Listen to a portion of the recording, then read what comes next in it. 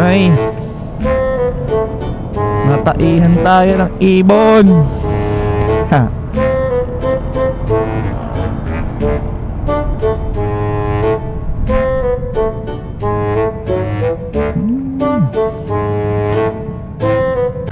Makikita niyo ba? Ay. May kasabihan, pagka nataihan ka daw ng ibon, pera daw yan.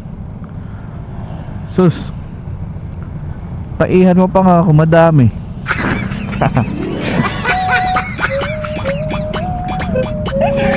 Baka sakali, dumami din. No? Ew.